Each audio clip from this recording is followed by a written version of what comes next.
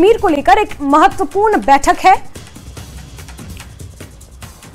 जम्मू कश्मीर के उपराज्यपाल मनोज सिन्हा भी इस बैठक का हिस्सा है।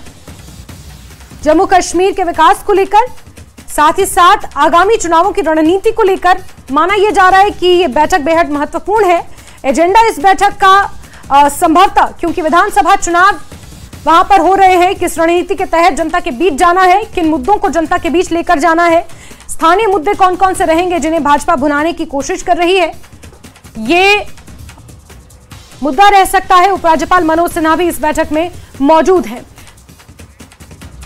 पायल हमारे सहयोगी ज्यादा जानकारियों के साथ फोनलाइन पर मौजूद हैं। पायल, इस बैठक का एजेंडा क्या लेकर चलें? देखिए, जैसे जहां तक बात की जाए, आने वाले समय में जम्मू एंड कश्मीर के चुनाव होने वाले हैं, करीबन 10 साल के बाद एक चुनाव होने वाले। पर सबसे जो महत्वपूर्ण बात होगी कि सुरक्षा की बात है, वो सबके जहन में सबसे आगे है। इसको लेके विशेष चर्चा हो सकती है अमित शाह और एलजी मनोज सिन्हा के बीच में कि किस तरह से सुरक्षा को संपूर्ण तरह से ध्यान में रख के आगे बढ़ना होगा, क्योंकि बीजेपी ने ऑलरेडी डिसाइड कर लिया कि उनका किसी के साथ गठबंधन नहीं होगा। खास इलेक्शन कमीशन ने भी अच्छी खासी तैयारी करके उसके बाद इस इलेक्शन के शेड्यूल को अनाउंस किया है। तो इससे विशेष चुनाव होगा, क्योंकि मनोज सिन्हा खुद एक कॉन्स्टिट्यूशनल अथॉरिटी है। मेरे हिसाब से पार्टी की स्ट्रैटेजी उनके साथ डिस्कस करने का मुझे लगता है इस समय कोई मतलब नहीं बनता। पर ऑनगोइंग प्रोजेक्ट कौन से प्रोजेक्ट को आगे जाके क्या रूपरेखा दे सकते हैं। और पायल, क्या हम ये कह सकते हैं कि मुख्यतः क्योंकि लॉ एंड ऑर्डर हाल ही में जो उपराज्यपाल मनोज सिन्हा की पावर्स को बढ़ाया गया है, सिक्योरिटी काफी हद तक उनके पास है, और क्योंकि ये लोकल स्तरीय चुनाव है तो ऐसे में पुलिस फोर्स की भी वहां पर बहुत ज्यादा जरूरत पड़ेगी। तो कैन वी से दैट कि मोर और लेस ये सिक्योरिटी सिनेरियो को लेकर बैठक हो सकती है? जहाँ तक मेरे सूत्र बता रहे हैं, मोरलेस इसी को लेकर बैठक होगी। क्योंकि आपको पता है कि जहाँ तक भी केंद्र सरकार लगातार कहती रही कि आर्टिकल 370 को अप्रोच करने के बाद जो मामले हैं टेररिज्म के वो कम हो गए, पर हमने कई दफा देखा है कि कई तरह के अटैक होते रहे और हमारे सुरक्षा बल उनसे जूझते रहे।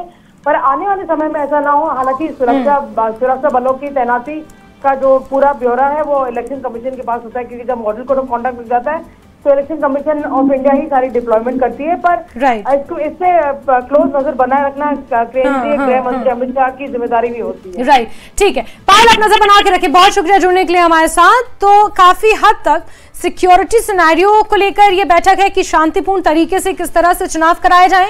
हालांकि क्योंकि मॉडल कोड ऑफ कंडक्ट वहां पर लगा हुआ है तो ऑनगोइंग प्रोजेक्ट्स के बारे में शायद चर्चा करना, जिस तरह से हमारी सहयोगी पायल कह रही हैं कि पॉसिबल बहुत स्लीक चांसेस हैं, लेकिन सिक्योरिटी सिनेरियो को लेकर यह बैठक महत्वपूर्ण हो सकती है। चुनाव वहां पर है, किन किन मुद्दों को वहां पर उठाना चाहिए, जनता के बीच किस तरह जाना चाहिए, ये इस बैठक का मुद्दा रह सकता है, एजेंडा रह सकता है।